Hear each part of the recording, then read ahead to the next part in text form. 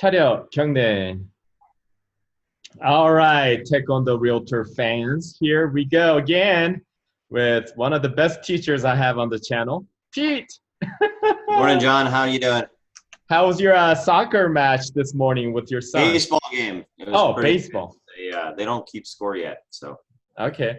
Well, you know what? I was so impressed with you the other day with your CMA. After interviewing 10 agents, I decided to choose you. So let's go and let's get that listing contract ready. All right, great. Sounds good, John. You want to pull it up? Yep, let's go. So here we go. Let's go to CTME, first page.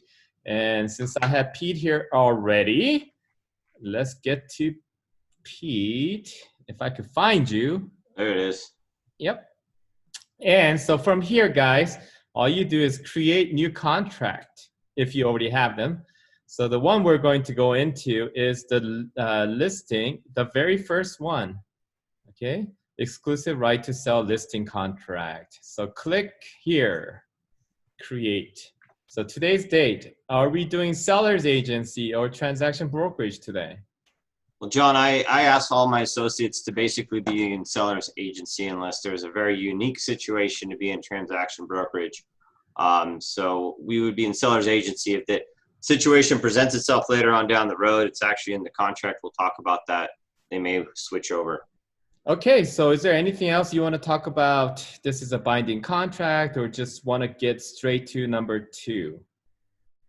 Well, it's always a good reminder, John, at the beginning of any of these contracts to remind your clients that these are all binding contracts, and if they want further explanation, they should consult an attorney. Also, the fact that we're only here to interpret the Colorado Commission approved contracts. So if there's a set of bylaws or any additional documentation that wasn't a commission approved contract, you should consult an attorney as well. And a CPA, right? And a CPA, of course. Okay, so this one is an easy answer. So since most of us work for, sorry guys, I just bounced too much there. Most of us work for a multi-person firm instead of by yourself. We'll click that one. So I already have Pete's info here, my info. And before we go to 3.4, what's your recommendation? Go into the realist and print out the house? Yeah, John, just like what we talked about in our CMA video, I always start with realist. This is an important document just to make sure that you're talking to all the parties that are involved, recorded against title. So, John, would you like to pull up realist and we can pull on the subject property? Okay, so let's go to here. This is the first page in RE Colorado, and there's matrix where we usually go search for houses, but there's a second button, realist, so we'll go right into it. And I actually fixed the blocking thing, so now we could just go into realist. Okay, so how would you find my house, Pete? Well, I typically go straight to property address, John. Okay, so let's start typing. 6266. Hey, I already typed it before. There you go. So you don't need the whole city, but that should be enough. And we'll go ahead and search that. There we go. We found the one. Sometimes we have more than one, and you choose the one that's the right one for you. And then we'll search it. So, John, one thing I want to bring up when you pull up realist, well, actually go ahead and pull up view report. Okay, view reports. Okay. So the first thing I'm going to look at is the owner name.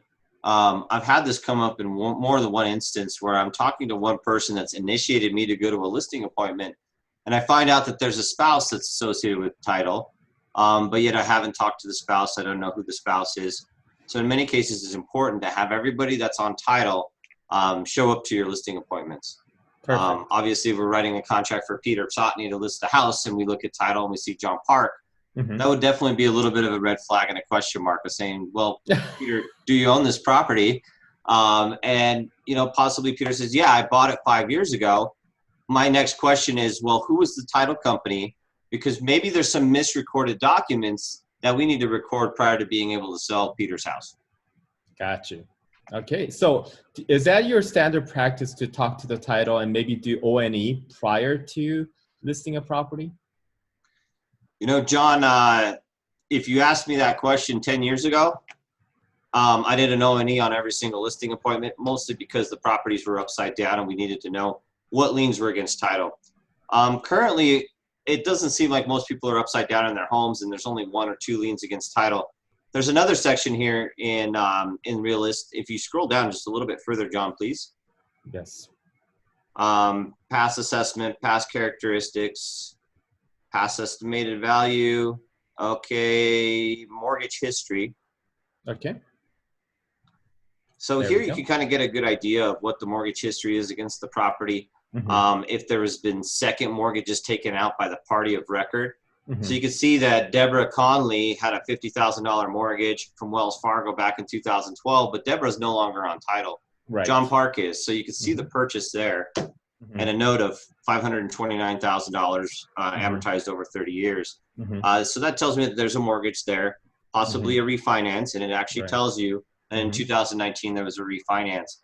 So if I'm going into a listing appointment at $790,000, and I know that there's only 1 lien against title at $529, I feel pretty comfortable not having to necessarily get into an owners and encumbrances report, because once you take the listing, your title company will actually do that as part of the title commitment.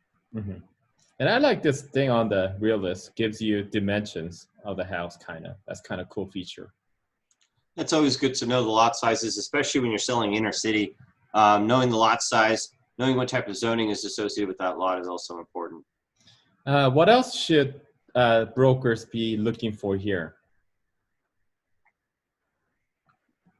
The legal description, John, that's obviously what we're going to be grabbing, inputting into the contract. So should I take copy it directly this from this page. Okay, so I copied it. Okay. All right, so let's go back. Should we go back to CTME? Yes. Okay, so we're back to CTME.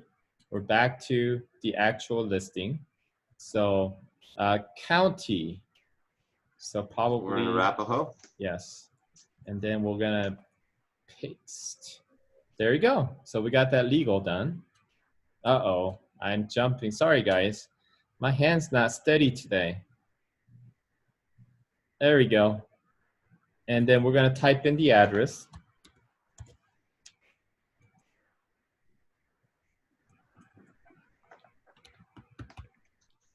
Okay. Guess what happened twice this year for me? So Twice. This is really important, these fields right here. Street type, unit type, don't unit mistype number. it. Guess what happened? Right here. I just did a closing with wrong zip code.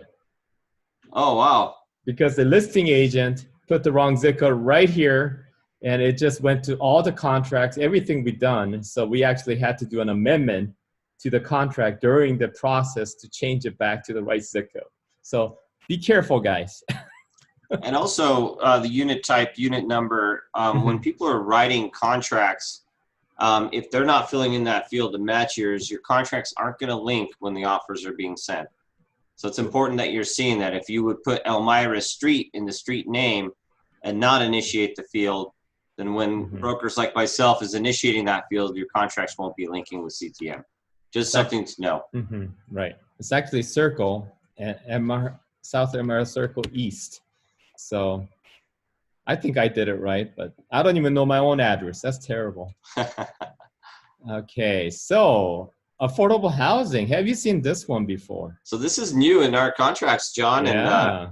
And basically, especially in the city of Denver, you're going to run into this certain projects like parts of Stapleton, where they were designated affordable housing, which means that there's an encumbrance against title that says that you can't make over a certain amount of money on an annual basis, and the property has to be sold at a certain price point and could not appreciate like the market appreciates. I think, John, do you know what the cap on the appreciation is on those? I don't know the exact cap, but yeah, I think it's fairly probably low. I want to say it's like 4% or 3% or something. I think it like kind that. of follows inflation, probably annual inflation or something like that. So it's important to have that discussion, and that is also where your E&O should come into play, because that should be a cloud on title. Yeah, because this was a big issue, I think about a year ago, where a lot of sellers, didn't know or forgotten that they bought it through affordable housing. They're selling it for market and pocketing the huge profit, and the next buyer got in trouble because, well, they've bought affordable housing and they can't do that. So this was a big issue. I believe that was in Commerce City, Yes. correct, John? Yes. So when you're listing, make sure it's not in an affordable housing area, or that house is affordable housing. So verify that with title, with the sellers, and so forth. So next one, 3.6. Okay, so 3.6, sale or lease of the property. So in this case, you guys are selling the property. So if you are negotiating a lease, you can mark box 3.6.2. However, in my brokerage, you need to be talking to me. I am not just allowing everyone to do a lease. Anything else you want to add on that box, John? I will concur on that in my brokerage as well. So there we go. Okay, so listing period. So this is the period of time that you need to negotiate to list this particular property. So going back to our CMA class, where we talked about average days on market and what that absorption is going to be in a neighborhood. If you've got a neighborhood where every single home and the price point that you're at is selling in 3 days, it's okay to take maybe a 90-day listing agreement or something along those lines. But if you're looking at your CMA and the average timeline of a home is 180 days, be mindful of the period of time that you're going to take on this listing contract. That should probably be a 9 to 12-month listing contract, just to make sure you have enough time to perform based on the absorption of that product in that market. Okay, sounds good. So for our purposes, when should be the listing date? I believe your days on market on your CMA was around 11, so that's about 2 weeks. I would say let's take a 4-month listing contract. Okay, so we're gonna do it starting today, or August you want to to the wait? end of the year. Okay, so today till the end of the year. So we're just gonna go December 31st. Perfect. Okay. Anything else you want to talk about? So NA means not applicable. Deleted means deleted. MEC, we use this quite often. Mutual execution of this contract. So just wanted to go over that. You want to talk about that a little more? I see it in the purchase agreements, if in like a backup position or something along those lines. We use MEC a lot in short sales because you don't really have a binding contract until those approval letters have been performed on by all the applicable lien holders. So make sure that you're defining that also in additional provisions on how MEC is to be used and when it will be effective. Do you ever use it in a listing agreement? I actually don't, John. I can't think of a situation where I would have used it in a listing agreement. I have not either. Okay. Competition of days. Day means ending at 11:59 p.m. Okay, unless otherwise specified in the contract. And we're always using mountain time, so because we're in Colorado. Correct. Okay, so here we go. This is where Pete loves to do will not, and John likes doing will, but let's do will not today. John doesn't want to lose his listing contract on New Year's Eve, so. Okay, so we talked about that many times, so we'll skip that. Brokerage relationship. So again, I'm encouraging all of my agents to take seller's agency.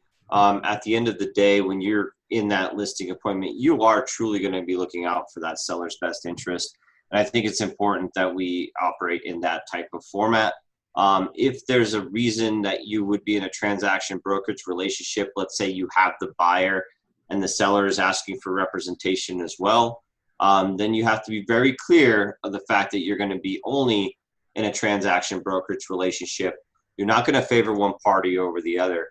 And the best way I've ever been able to do that, John, is I will actually sit both parties down at the same table and really act as a mediator between the two while they negotiate price, while they negotiate the terms of the contract. And I'll actually present both parties with my market analysis and say, this is my opinion of value. I'm giving you guys this both neutrally. And I'm here to kind of mediate the decision. And you have to listen to both parties and try to get an agreement between the two. Right. That's the best way to be in a transaction brokerage relationship. Right. I think that's good. And then this covers, I'm going back up again, your company, you have one broker that's representing the seller. You have another broker that's representing the buyer. Is that allowed or not allowed? So John, in many cases, I'll actually, and the nice thing about our Metro Broker office and the beauty of our offices is we have many managing agents.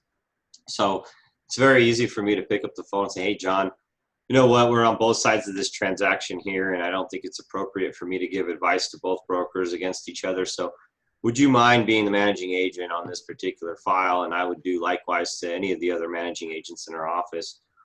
So if you are starting your own company, come talk to us here at Metro Brokers. It's a great opportunity to have. Hey, this is an advertising. Stop. Okay, let's just go into next one. Do you click this a lot? You know, John, I kind of leave that open, Okay. but I also am very clear of the fact that if I'm ever switching from a seller's agency to a neutral party as a transaction broker, there is an agency, can't remember the name of the form right off the top of my head. Yeah, it's called status change. Yes. Form that I would require my agents to sign. Absolutely. So actually, I have a habit of clicking that because I pretty much almost know I'm just going to be a seller's agent only. I very seldomly am in a transaction brokerage relationship. Yes. Okay. But if you are, I don't know. I think this is complicated to be right in the middle. But if you are, because a lot of times when I'm selling businesses like a liquor store, dry cleaners, most business transactions are done via transaction broker, believe it or not. So usually when you're selling and buying businesses, there's usually only one business broker involved.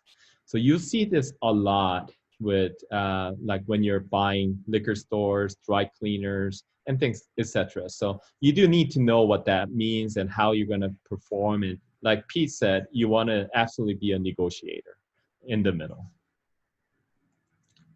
So Section 5, uniform duties. I don't usually spend a whole lot of time on this, John. My favorite comment to the brokers that are presenting this is the Real Estate Commission's definition of what my job is. Mm-hmm. And it truly is. You know, mm-hmm. This is how you could be held in default of this contract mm-hmm. if you're not following Section 5. And if a client feels like they want to get you out of a contract, this is the section that they're going to be doing it with. Mm-hmm. So at the end of the day, answer your phone, do the job that you say you're going to do the mm-hmm. things that you've defined in this contract. Right. John, do you want to add anything? Do you really want to go through this contract or this section? You know, but it's good for our brokers to know these for sure. What are your jobs? And so, you know, instead of just filling in blanks with listing contracts, it's probably a good idea to read it yourself and understand what you're really doing for your sellers. And these are things you're really going to do. And you're going to do more than this, but this is a basic requirement for us. So this is kind of important section, I think. But it's easy to read, so I recommend everybody reading that section. Anything else should we cover?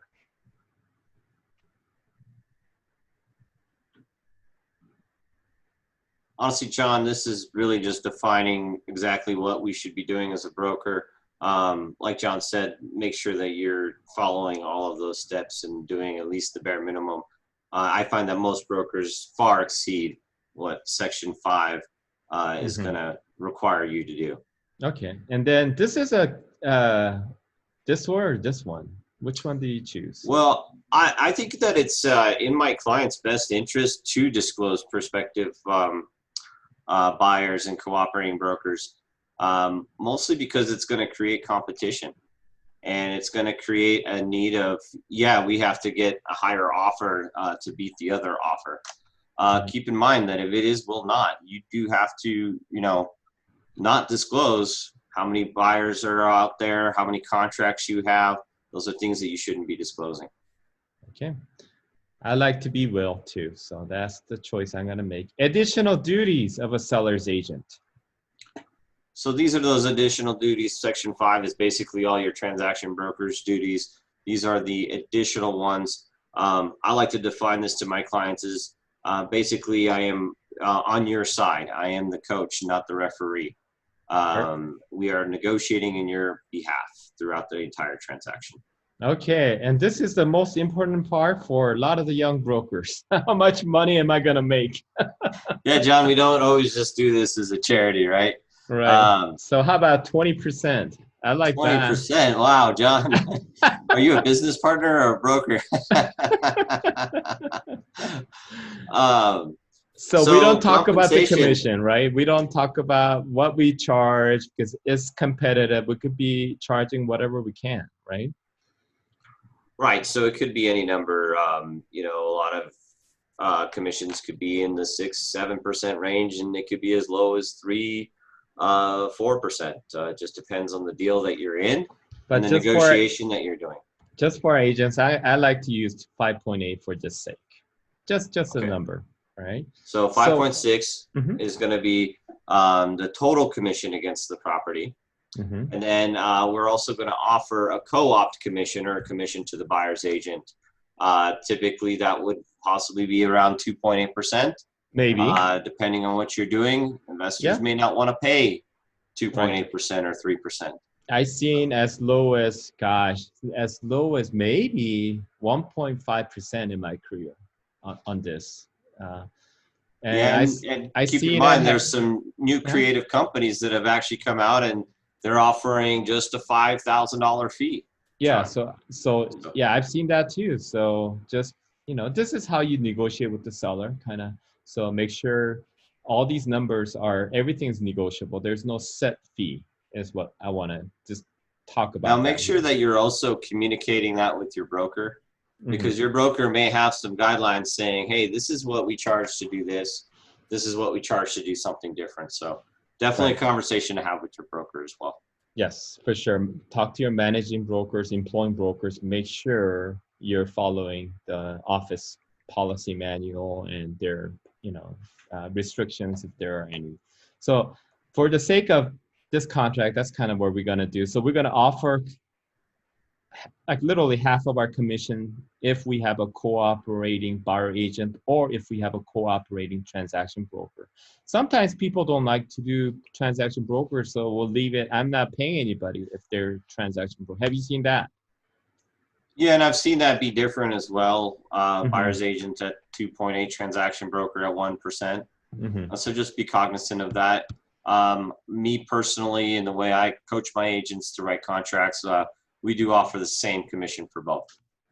I think I would have to agree with you on that. So this again, if you're doing any leases, but if you are, you'll be talking to Pete first, so we won't worry about this Very rare section. situation would you be trying to lease a property and sell it at the same time. In some instances, if I'm selling a multi-unit building where I have 8 units, I may have a vacant unit at the same time. I'm going to be leasing that unit as well as selling it. So there's going to be a commission involved when I successfully lease up that unit. However, the way I coach it is we would have a separate exclusive right to lease contract, not just a simple one-liner in 7.1.2, because it can get complicated and there's a lot of moving parts. Okay, sounds good. So we'll skip to 7.2. So when the commissions earned, such commissions earned upon the occurrence of any of the following. Number one, any sale of the property within listing period. That makes sense. By broker or by any other person. Second, broker finding a buyer who's ready, willing, and able to complete the sale or lease as specified in this listing contract. Or here's that holdover period. Yeah, so an interesting topic there on 7.2.2. If you have a property that you've listed and you actually procure a contract and your client doesn't want to, let's say, accept that contract, you have fulfilled your obligation of this listing agreement as well. If, let's say, your client changed their mind. In my firm, we would likely let that go. However, in some instances, it may be something that you may need to use in the contract as a listing agent, and just know that it's there, and that's in 7.2.2. Agree. So I think little clarification because some of the viewers may not know what that means. So let's say you list a property and our listing price, let's say, is 850,000 for this house. And a buyer who shows proof of funds, they're buying it cash, they show their bank statement, So they're offering 850,000, and you present that offer to the seller as a listing broker, and the seller says, well, you know, I thought about it, I slept on it, and in my dream, God's telling me not to take the offer. So at that time, if they don't sign that contract, you as a listing broker and listing company did exactly what we had to do. So you're owed a commission. However, again, with my policy, my company policy is we don't want to take the sellers to court. So we're going to have to work something out, but that could get a little tricky because the buyer is going to be pretty upset that you're not letting him have the house for that price. And the only thing I can see that may be appropriate there, John, is let's say I took that $1.5 million listing. Let's say I spent $1,500 on my photographer and drone. Let's say I flew in some guys in a private helicopter and I want to at least get compensated. Those are the types of things that may be appropriate to have conversation-wise with your seller. I don't think it would be appropriate to ask for the full commission. That's all I'm saying on that. Yep, I agree, absolutely. So for this holdover period, what do you typically, well, I mean, what do you want I to put write in there down? 90 days typically, Okay. John. Okay. And then I put that they would owe a commission to the brokerage firm. Okay. And again, with the holdover period, it's something that you have to understand that if you are at the end of your, so let's say it's December 30th, and John is ready to go to his New Year's celebration, and he tells me that we're no longer going to have the listing in January. Before I terminate the contract, I have to provide John a list of names of brokers that I've procured that have looked at the property and provide him that list in order for this holdover period to take place. John, do you have anything else that you'd add to that? You know, I think that's a really good explanation. I haven't really seen it come to practice a lot in my career. I've never executed a holdover period in once. Yeah. So anyway, well, you do have to explain that to your sellers what that means and go through and saying, hey, if we work with this buyer, like P said, brought him in on private jet on our own dime and negotiated everything. They were ready to go, but they didn't submit their offer until January 4th. So in that case, yes. I mean, and you provided the name, seller may owe you a commission according to this paragraph. So you do want to explain that to your sellers. Okay, next one. You know, number 8's always nice to talk about because how many times are we sitting in an appointment that says, hey, if I bring you Susie, John, you're going to give me $1,000, okay, for my referral. Well, only a broker or a brokerage firm can receive any type of compensation from this contract. It doesn't matter who that assignee is. So if your favorite landscaper brings you a deal, it is not appropriate to write him a $1,000 check as compensation for bringing you that deal.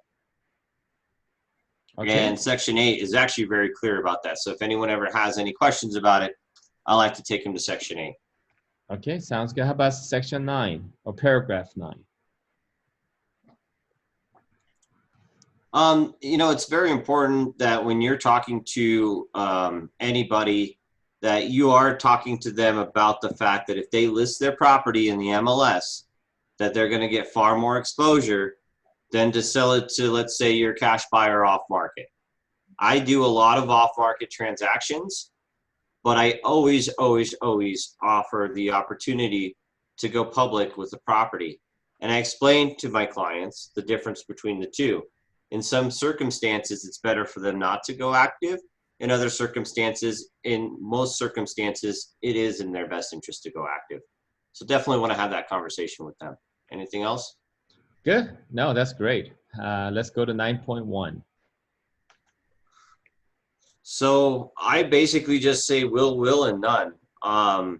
Between 9.1 and 9.2, there may be some type of marketing that someone doesn't want you to do, and that would be in 9.1.2. I can't really think of a circumstance. John, can you? Well, unless they're famous or something. Actors. Yeah, if someone's famous, they might not allow showings. They might have everything virtual if someone's really ill, maybe.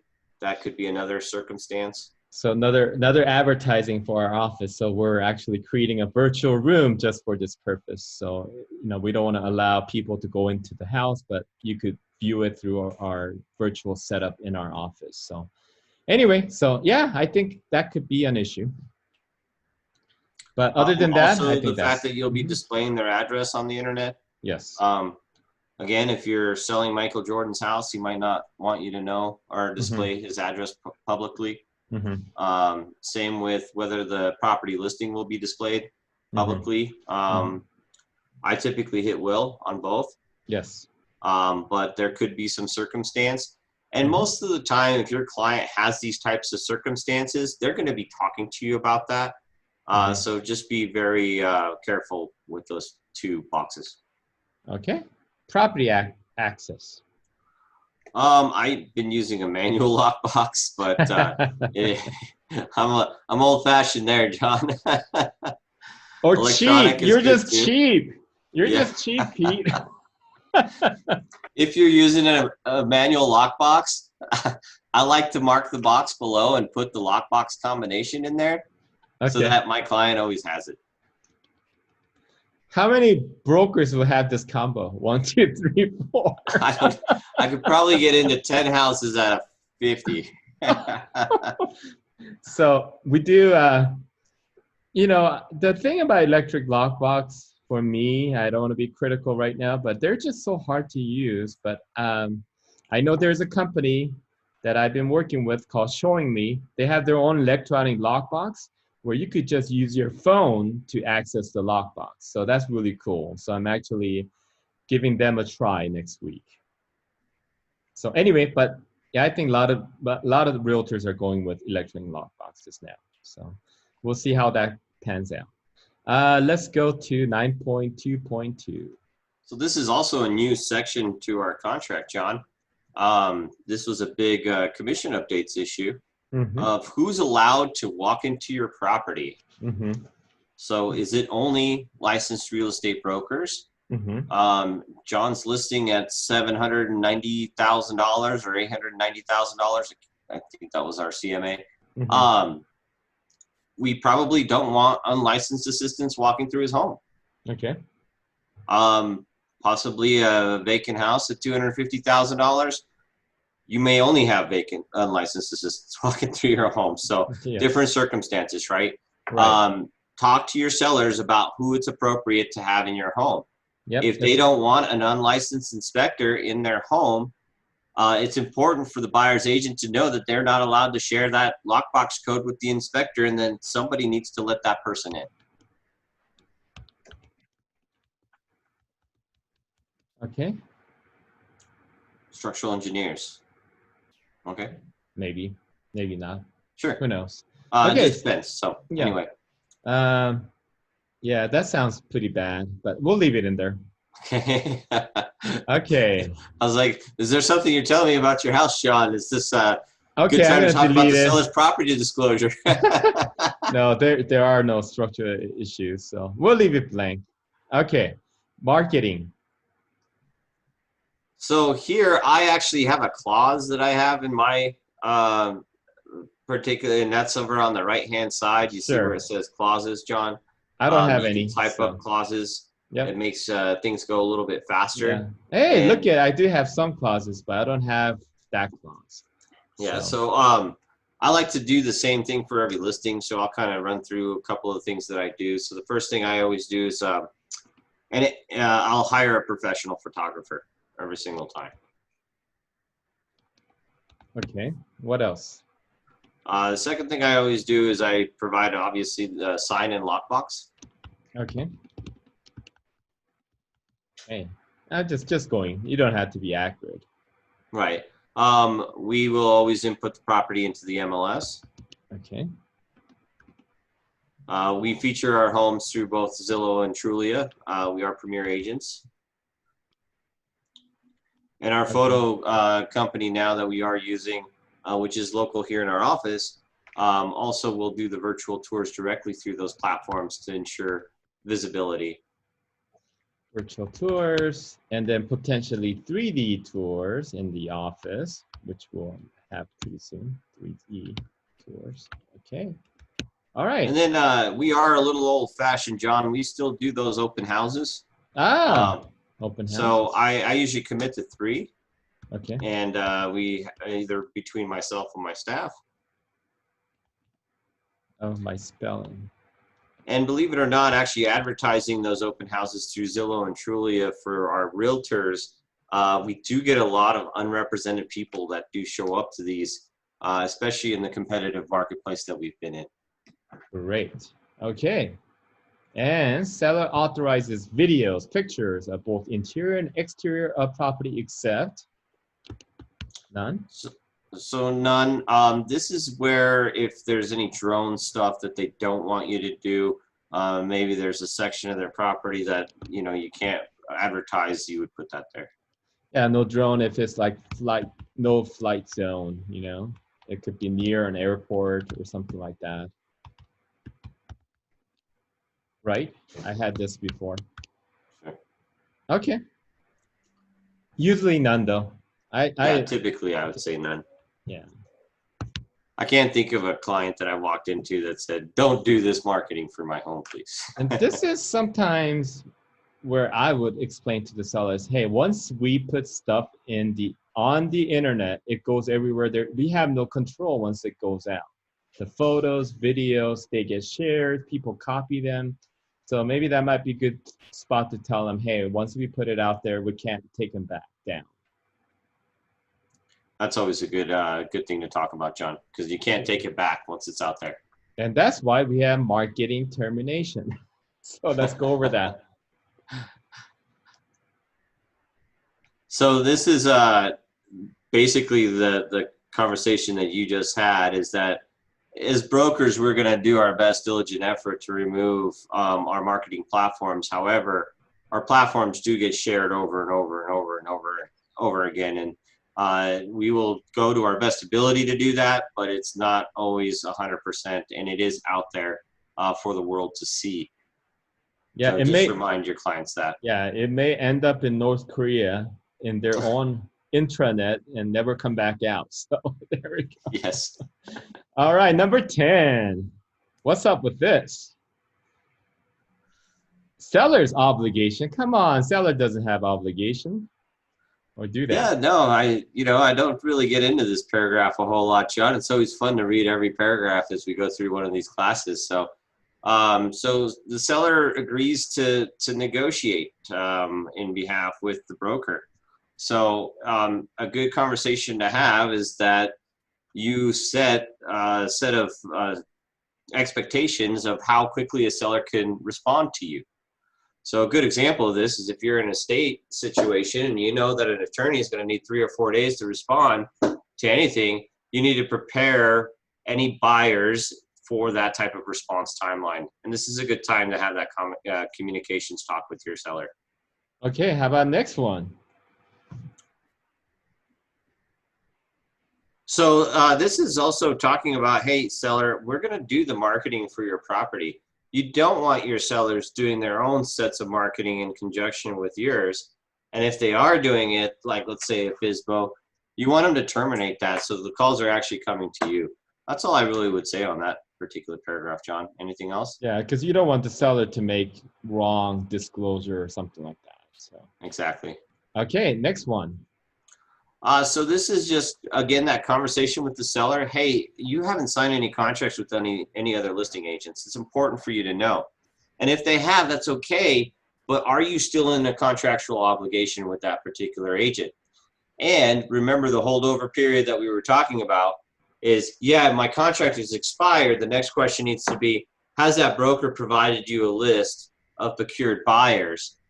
So that you're aware of that, because if you sell that home to one of those procured buyers, that seller is not only obligated to pay that other agent, but is probably going to be obligated to pay you. Yep, so just cover that with them, make sure. All right, 10.4.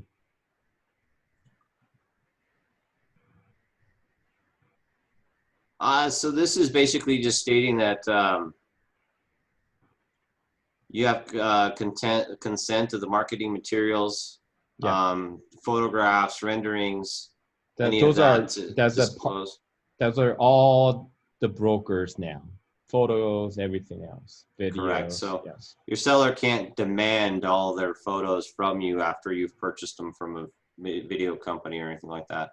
All right. So you and I both did a lot of foreclosures and Gosh, short I sales. haven't seen this paragraph in a while, John. It's good news. Okay. I got to whip out my 2007 real estate manual. Yeah. So yeah, but there's potential now with forbearance and people coming out of forbearance now. Could be an issue again. So just want to make sure you understand this paragraph. And so, what's the rule now? My understanding is that the property goes into foreclosure, it does give the seller the ability to terminate a contract. Right. Also, if you're doing short sale, which some of us may have to do in the future, who knows? The market is so good now, but maybe in a year or 2 or 3 years, maybe not. Who knows? Nobody knows the future. But if you do, you got to use short sale addendum as part of this contract or to. Anyway, so And just be aware. that's basically that foreclosure is allowing a seller to get out of a situation that might force them to go into foreclosure and or doesn't satisfy the lien holders against title. Okay, so can you repeat that again because we were cut off just a little. I'll have Anthony edit that portion again. So So the Colorado Foreclosure Protection Act is really the only out to a seller in their listing contract or their buyer's agency, and that's basically ensuring that the seller doesn't put themselves into a contract that's going to force them to go into foreclosure, or if they're in a short sale situation and their lenders don't agree to the short sale, allows them to terminate the contract and do something different. So this is a for the seller's protection, in other words. Correct. Perfect. Thank you. All right, price. Let's go. 2 million. Is that what we $2 agreed? million, yes. Oh, man. If I remember correctly, your CMA was high 800s, right? All right. I'll settle for 875. 875. We're going to go aggressive in the market. Not 8.75, but cash, probably conventional. Conventional. So why should he probably not mark the FHA box? Probably not going to work. Probably. I'm just kidding. The loan limits. Yes. So keep that. Be mindful when you're taking your $900,000 listing. Don't mark the FHA box. We're looking for cash and conventional offers. Now, let's say this is another property and it is in the price range. So it is FHA and VA. What do you do here on the loan discount points? John, I haven't been putting any loan discount points into my contracts. TBD or? We haven't seen any though, huh? I haven't really been seeing it, and I haven't been putting it into my contracts currently. So you just leave it blank? Yes. All right, let's leave it blank. How about FHA again? Leave it blank? I've been putting 0.0 currently. Again, 10 years ago, that was pretty much 3% every single time. But right now, we don't see sellers paying a whole lot of costs. Yeah. Or you could just leave all this blank too, I guess. That's probably right. easy. It'll just make it NA. Yeah. All right. How about earnest money? Earnest money on a deal of this size, I'm probably asking for about 20,000 or 10,000. Whoa, you're okay. Or I want to know you're in the deal. Okay, I'll take your advice. 20,000. Okay. Well, and price point has a lot to do with that number, John. If you've got someone in the $700,000-800,000, you want to make sure that they can actually commit $20,000 to a transaction. Yeah. If I'm selling a $300,000 home, I'm kind of going to John's 1% rule there, where he was putting in $8,000 for your typical $300,000, $400,000 home. I'm putting in $3,000, $4,000 in earnest money. Gotcha. When I get into the higher price points, I'm putting a larger earnest money deposit. And if I'm doing new build for one of my custom home builders, we're also making a portion of that non-refundable. Okay, good. That's good thing to cover. How about sellers' proceeds? After the deal's closed, how are they going to get their money? So a majority of them are going to ask for a wire. keep in mind that you're usually writing this contract before you go to that first appointment. At least I do. I typically will email them this contract, and I'll go over that with them. So you may need to make some changes. You can mark multiple boxes. So the title company check or wire, you can mark both boxes is what I typically do. Okay. And 11.7, I think we need to definitely go over that. Definitely an important paragraph. So this is the federal withholding from the IRS.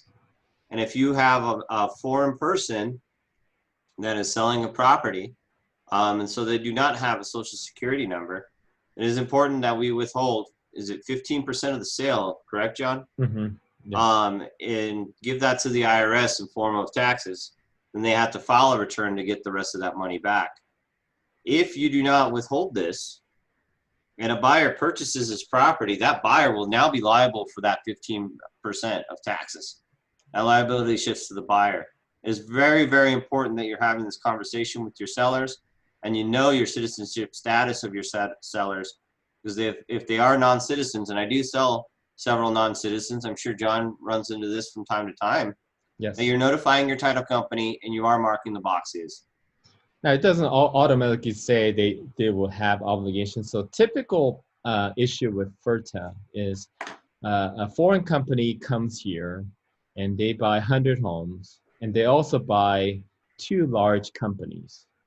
And on one of the large companies, they forgot to pay their income tax, or what kind of tax.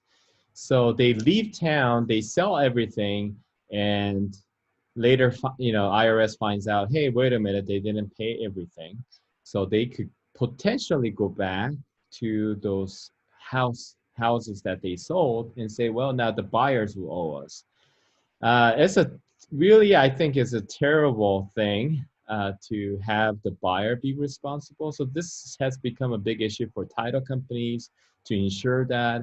So now title companies are being really, looking out for that as well. So they'll have another form at closing to sign for the sellers to say that, but it doesn't automatically say you're a foreign person, you have to withhold this tax either. So talk to your managing broker. Yeah, and John's correct. I've been seeing this more and more. At first, it was a paragraph. Now it's an entire page of the closing statements. The title company will make the seller sign. So 11.8 is on a state level now. So we're no longer talking about citizenship here. We're talking about, hey, I'm selling my house in Colorado and I'm moving to California. Well, there's now a 2% state withholdings tax that has to be withheld from the sale of the property and then given to the Colorado Department of Revenue. Once you file your taxes, the appropriate amount will be returned. And the title company will actually have a questionnaire. There's about 5 questions that you have to adhere to whether or not they're going to withhold the Colorado Department of Revenue's 2%. That's correct. All right, good info. Number 12. Deposits. So earnest money deposits, I'm going to encourage pretty much all my brokers to have the title company hold any type of escrow deposits. I do property management as part of my company as well. So we do have separate trust accounts where we hold any type of deposits, mainly for our tenants. But from time to time, we do run into a situation with real estate. If that does become the case where we have to hold it, you do have to get me involved immediately. And I would encourage any other agents looking at this, talk to your managing broker about his comfort level of holding deposits. Never, ever, ever put somebody's money into your bank account. Oh, yeah, not a good idea. Okay, all right, so let's go on. Remote control. So let's kind of jump a little ahead. God, that fun argument you have the morning of closing, John. Yeah. How many remote controls are in the kitchen? Yeah, yeah. So don't put any, because any is so ambiguous. You might find yourself buying a remote control every 3rd closing if you do put any in there. Yeah, it's I like 1, the actual. it's 2. I actually like actual numbers here, if possible. Yeah, so if it's a 2-car garage, you can ask for 2 remote controls. Solar panel, I don't have one, but this could become a big issue. Yeah, solar panels are unique in the fact that a lot of new builders are actually putting them on all the homes. Tesla has some agreements with some of the new builders as well. Make sure that if there are solar panels, there's going to be a separate lease agreement and or ownership agreement or a loan associated with those solar panels. Back to that first thing that we tell our clients is that we didn't pass the bar. We're not attorneys. Maybe some of you are, and those ones that are give legal advice, but we can't. And those contracts should be interpreted by an attorney because they do encumber the property. Yeah, so make sure you guys are marking this or not marking these according to the house. When you're previewing the house or going on listing appointments, you may want to go over this with the sellers. And any one of these systems can possibly encumber the property. That's why it's a check mark box in section 13.1.1. Most of these things will then also accommodate some type of lease agreement or something like that. It's important that your seller provides that during the due diligence document period to your buyers. Yeah, and if you can't get it before the listing. And if your sellers don't have it, get the names of the companies. Most of those agreements are going to be available online, or they can create a portal and access their old agreements. Sounds good. So how about personal property? Personal property. So there's two boxes here. Everybody likes to fill out the wrong one, right, John? Yes, of course, all the time. So the first one, 13.1.3, is actually fairly, I don't use it very often because it means that the personal property is encumbered by a lien or some type of long-term debt, right, John? Yes. So an example of this could be solar panel? Solar panels. That's a good one. So if there's a purchase of those solar panels, there's going to be a separate lien against those panels for $25,000 or $22,000 over a period of time. What happens in the event of default and stuff like that? Those are things that you need to have. Questions that you need to be asking your sellers. Special water systems, water purification systems. Could that come into play? That's a good one. I'm trying to go through all of my experiences, and I can't think of a whole lot of ones that had big liens or encumbrances against the property. Yeah, unless it's a commercial property, we probably won't come across it on a residential property. No, and some farms could possibly have some lien encumbrances. Crops could be one example. If you're leasing your land to another farmer and there's some crops there that aren't yours, so things like that possibly. How about horses? Horses, I could see that. Pasteurized horses, they pasteurize in each other's fields, things like that. How about, no, I was going to do a joke, but it would have been terrible, so I will skip that one. Okay. Okay. All right. Inclusion. What's included? So this is where you're putting in your refrigerator, your stove, oven, range, your dishwasher. Garbage disposal is a big one you should probably put in there. It's still an inclusion that's attached, but a lot of times is missed. All right, so refrigerator in the kitchen, refrigerator in the garage, maybe. The really nice fire pit John has next to his jacuzzi hot tub. Fire pit. Okay. Garbage disposal. Oops. Your mounted range hood, your microwave, your oven. Anyway, etc., etc. What am I missing? Stove. I think they kind of get the gist of that particular thing. Anything that needs to be included, appliance-wise, and so forth. Okay. All right. So anything leased, again, it could be solar panels, etc. Okay. What's excluded?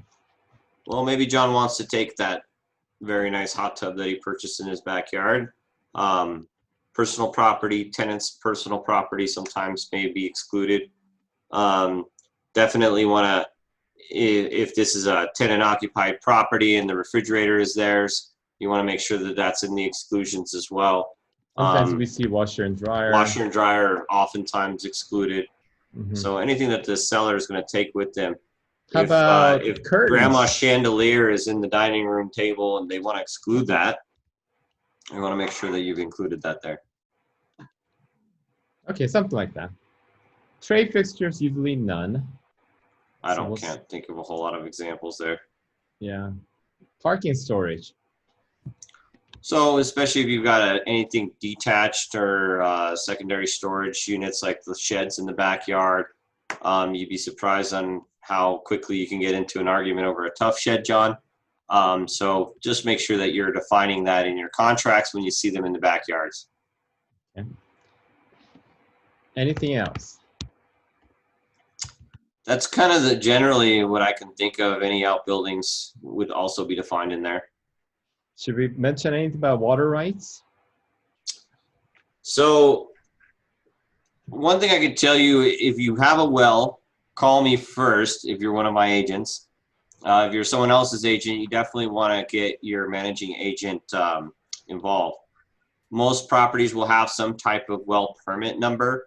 Those numbers are 6 digits long. They're with the Division of Water Resources. If you ever have a well and that your client says, here's my well permit, you need to go and resource that directly through the Division of Water Resources. Search that well, make sure that that well is actually set up to that particular property. A lot of times you'll see a dash and a letter after those 6 numbers on the well permit, like a -A or -F or something along those lines. That means that there's some kind of water rights associated with that well permit. And they would actually be appropriately put into sections 13.5.1. And then there will be a document that will deed those water rights over to the new buyer. So they don't automatically get transferred with the regular warranty deed as when you purchase the home. There's actually a separate, possibly a quick claim deed or something along those lines. Now, it's very important that you get a water rights attorney involved because they'll need to draft that deed document. It's unlikely that a title company is going to provide that for you. So be very careful if there is a well. Make sure that you do understand that there's a well permit associated and you've looked at the permit through the Division of Water Resources. I know Donna has a great class with John about wells, and do talk to your managing agent when you're dealing with a well. Okay, growing crops. So we discussed this one a little bit as well. I actually just dealt with this in a transaction a few weeks ago. And in many cases, if there's someone is growing some type of crop, the harvest may not necessarily line up with your closing, but your buyers or sellers want to perform on the closing, and then that seller wants the right to come back in 2 months and harvest their crop. So make sure that 13.6 is defined very clearly if that's the situation, because most of the time, these crops can be in excess of $100,000 in value. So it can become a big, big negotiation in your contract. Talk to your manager.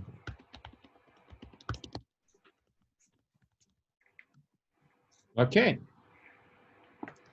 Title. Well, this is that first thing that we always look at, John, where we go into PDC or into our realist and make sure that the actual seller that's on record is the person that we're talking to, because solely that seller is the only one that'll be able to sell the property. Also, in many cases, if you're just talking to one side of a married couple that are both on title, you're going to have both couples go to the closing table, whether they agree upon it or not. And if they disagree, you better figure out a way for them to agree before you take a listing on a property, John. Absolutely. How about delivery of documents?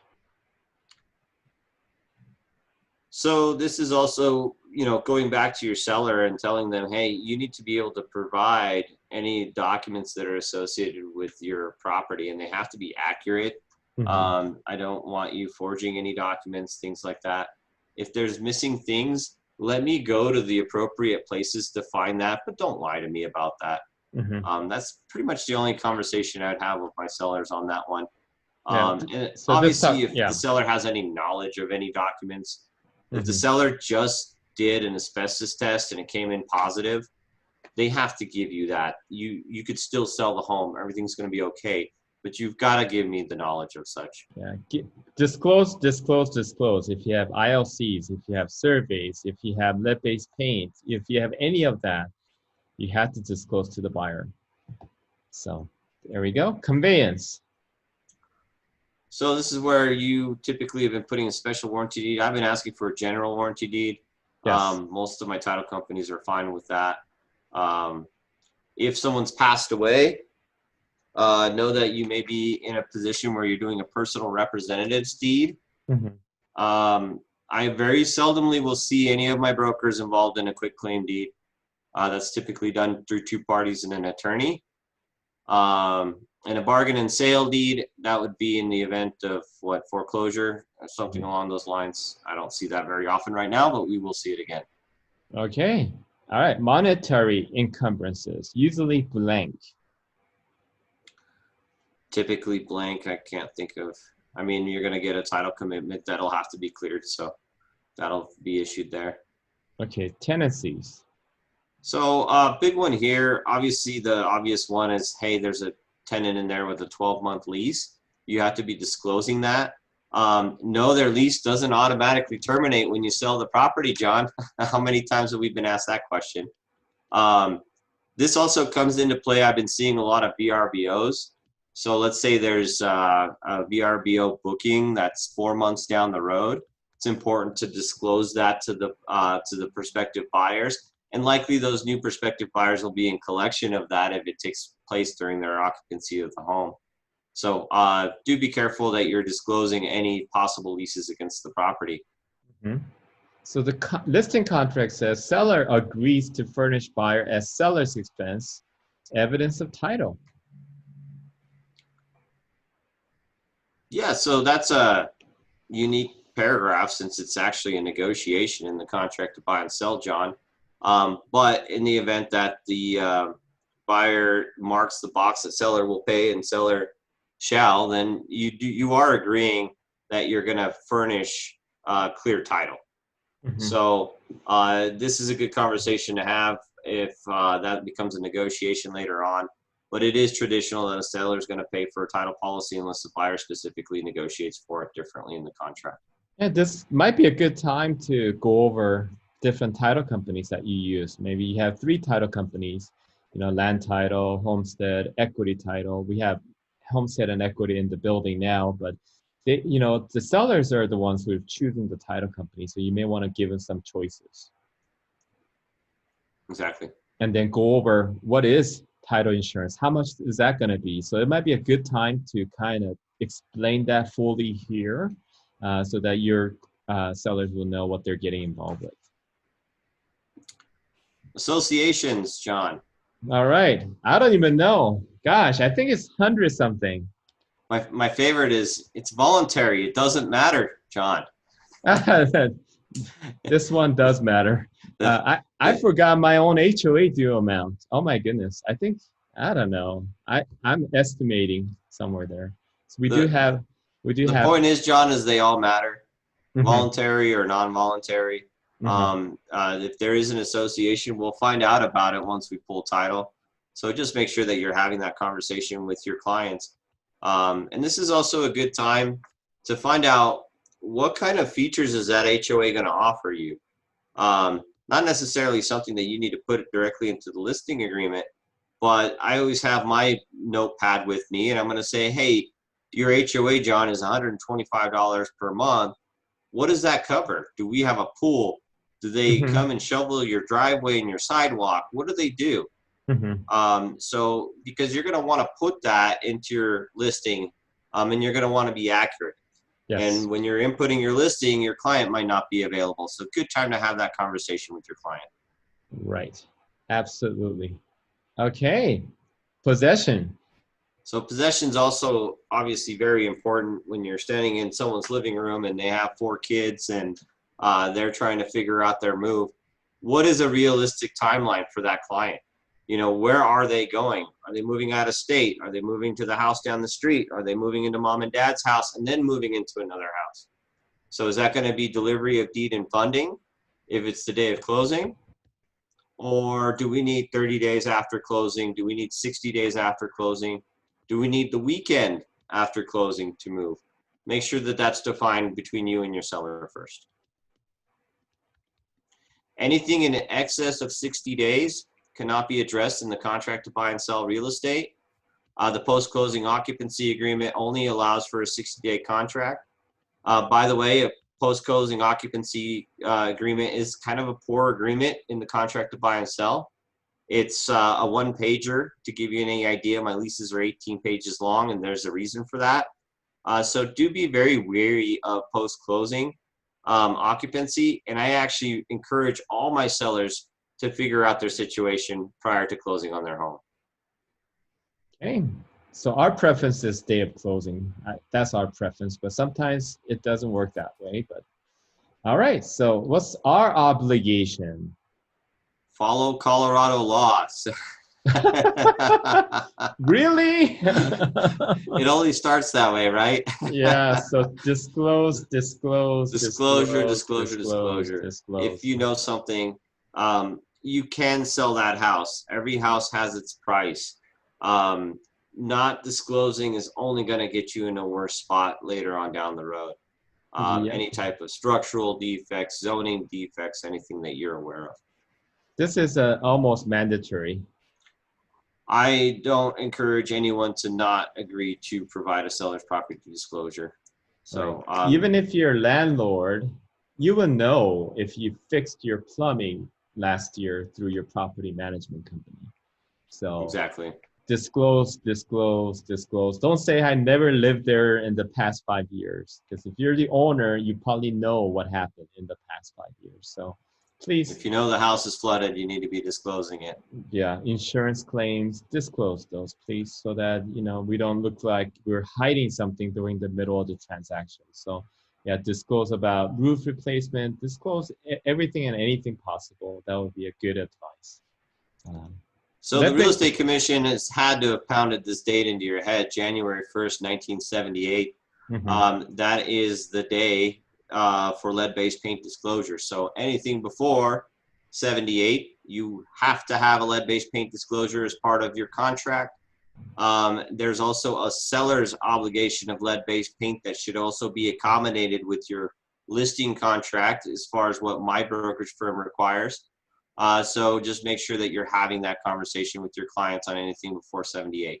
Or just don't sell a house that's older than 1978. And if you're like John, my demographic of client is not going to go for that. I'm just kidding, yeah. All right, carbon monoxide alarms. So the Colorado state law requires a carbon monoxide alarm to be within 15 foot of every bedroom door. Just an FYI, the carbon monoxide alarm should not be on the ceiling, okay? No ceiling. It's a heavier gas than air, so it should be low, just so you know.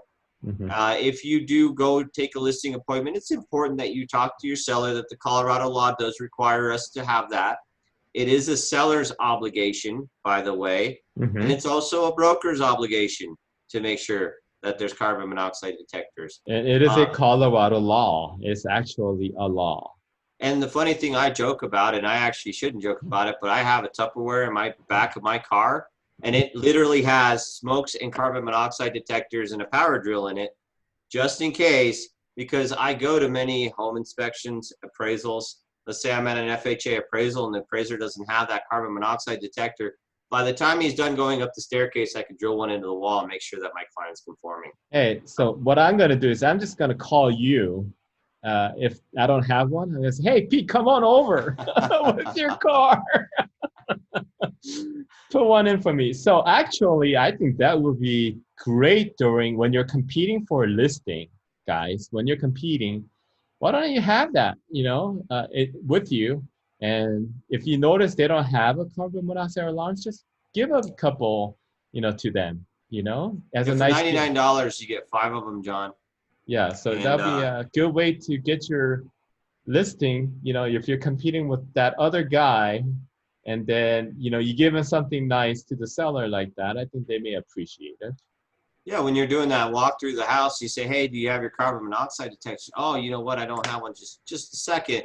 Run out to the car, throw one on the wall. They're gonna appreciate that. Absolutely. I think so. That's a good thing. I haven't done it, but I need to. All right. Condition of property.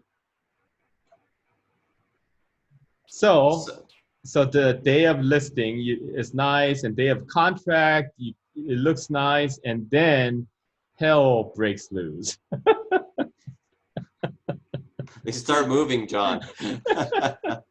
Holes in the wall, the doors knocked down. That is not allowed. And the only time I ever really run into this is, let's say you're working with that fix and flipper that just gets a little too eager to list his house a little earlier, and they're not done with their home. So it's usually in the other direction, not the direction that John was going in.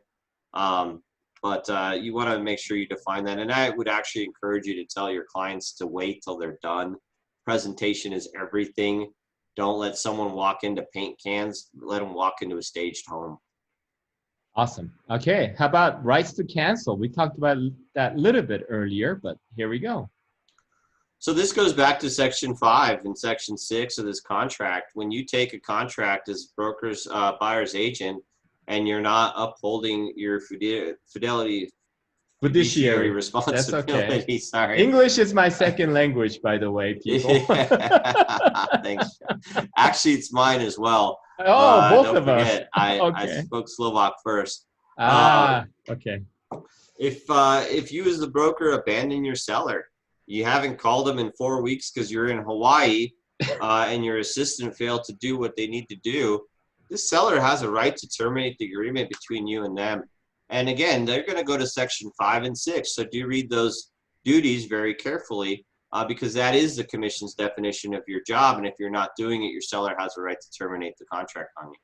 So fortunately, in 23 years of doing this, I don't think I ever had a seller cancel me, but I've been very fortunate. I've never had a seller terminate my contract, and that's why you and I sell a lot of homes, John. Yeah, so actually, in the earlier days of my career, I would actually write that into the additional provision, say at any moment that you're not happy with my services as a broker, you have right to cancel with a 24-hour notice or something. But they never did. But maybe that could be another thing you could use. It could be something you can use for a for sale by owner, maybe to make them a little more comfortable with your contract. Mm-hmm. Okay, how about the broker to cancel? Yeah.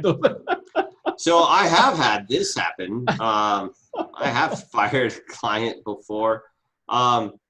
If you take a listing and you discover that your client is doing something illegal, and you don't want to have any part of it, you have a right to cancel your contract. If you have identified a structural defect with the first contract that you had, fell out of contract, and now your client doesn't want to disclose that structural defect. Terrible. That would be a good time for you to terminate your contract with this seller, explain to him the legal ramifications of what he's trying to do, and walk away from that deal. Yep. So I have ran into some situations where I've terminated an agreement with the seller simply because he was unreasonable. And that could be a situation as well. So okay. So let's go to the forfeiture of payment. Usually that means earnest money. Correct. And I honestly have never really had to split earnest money. It's very seldom does it happen. I mark 2.2 or number 2. And the only reason why I do that, and I explain to my clients, is in the event that we do get earnest money, I promise you I did a lot of work for very little money. And I do need to be compensated to some degree. Okay. All right. How about cost of services and reimbursement? That just goes over our marketing This just says if costs. anything is not in writing, you're not entitled to it, basically. Yeah. Yep. Okay. Let's go to the next one. And there may be some costs associated, like inspectors and radon companies and things like that. And you as a brokerage firm are not responsible for those costs, that the seller is outsourcing that to third parties. So unless in writing, your firm have to pay everything pretty much to market the house and etc. Right, so anyway, yeah, so 22.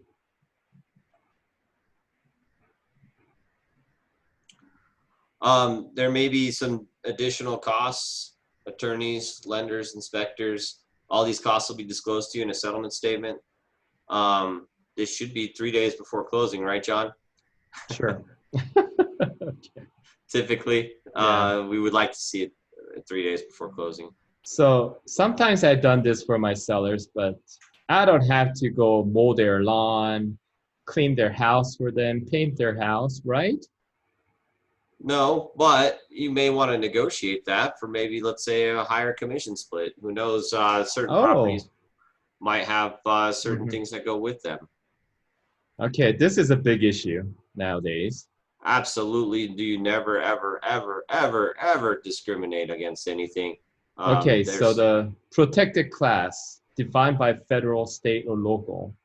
So who are they? Race, creed, color, sex, sexual orientation, gender identity, marital status, familiar familiar status, status. physical or mental disability. That could be me right here. Mental disability.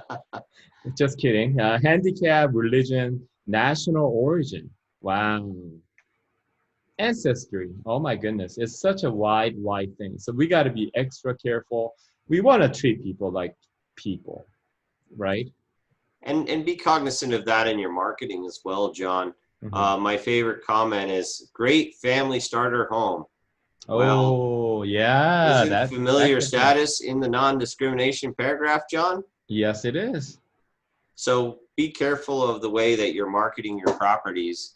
Hmm. Um, don't say it's a great home for a single person, things like that. Make sure that your marketing platforms don't touch on any of the non-discrimination issues. Awesome. Okay, so we covered this section. How about mediation? Why is this in here? So this isn't mediation between buyers and sellers. This is mediation between you and your client.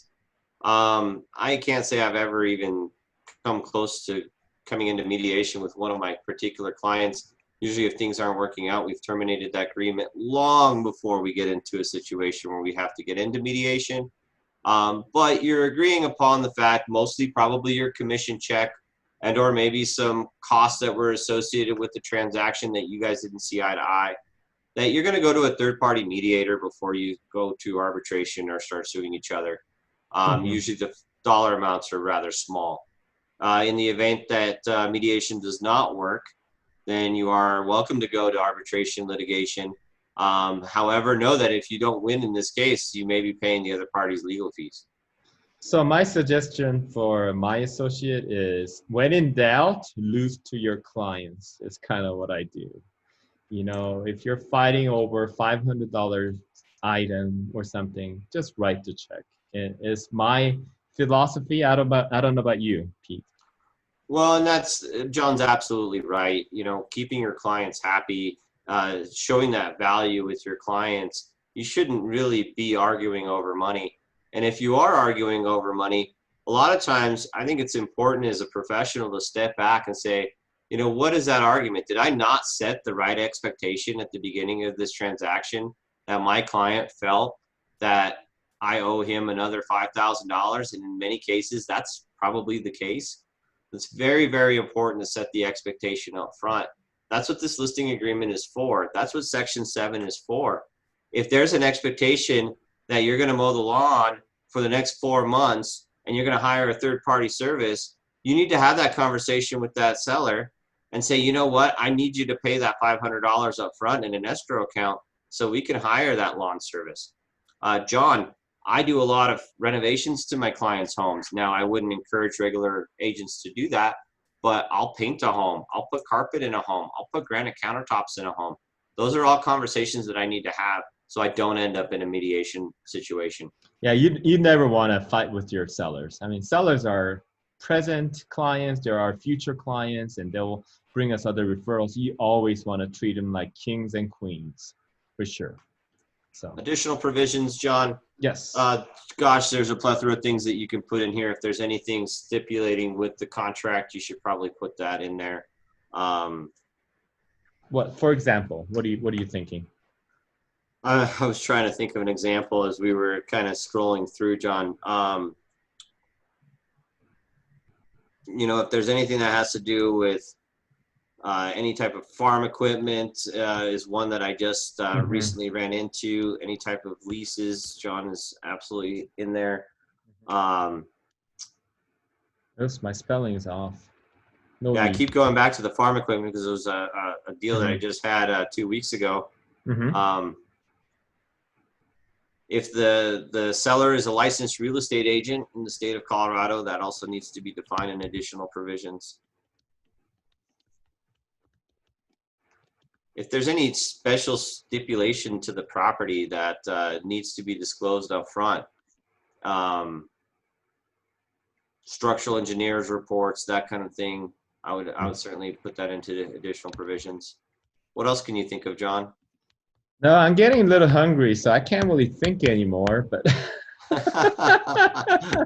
we are started. We've dragged this contract out for an hour, so hey, so any for our attachments? so for our viewers, if you're still here without taking a break, you're the trooper.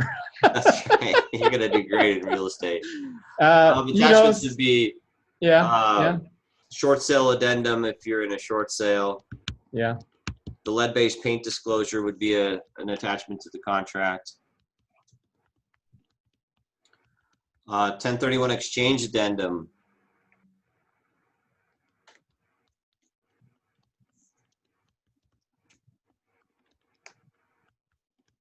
What else?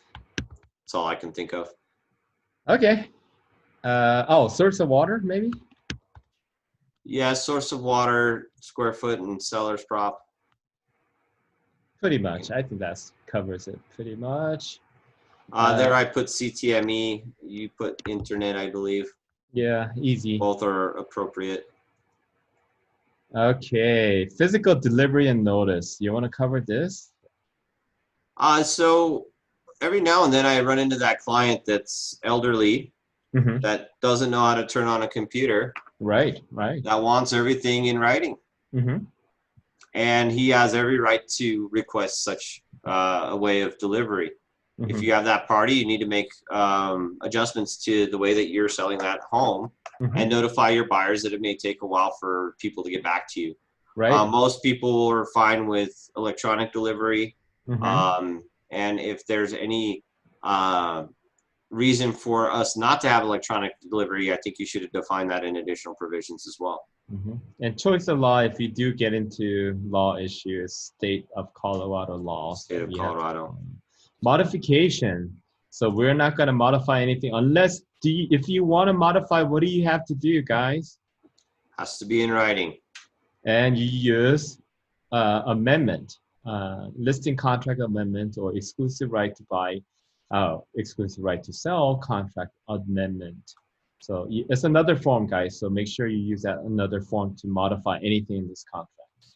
So counterparts, blah, blah, blah. I think that's fine.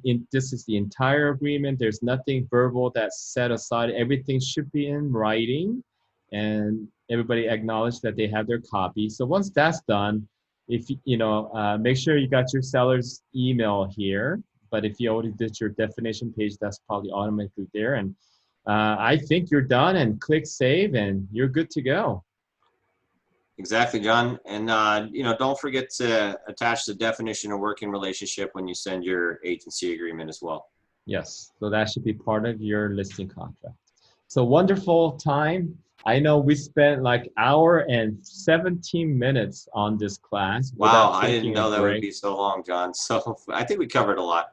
Yes, but I mean, so I had that interview with the under 30 agent, Kara Chan Tears, was wonderful on the interview.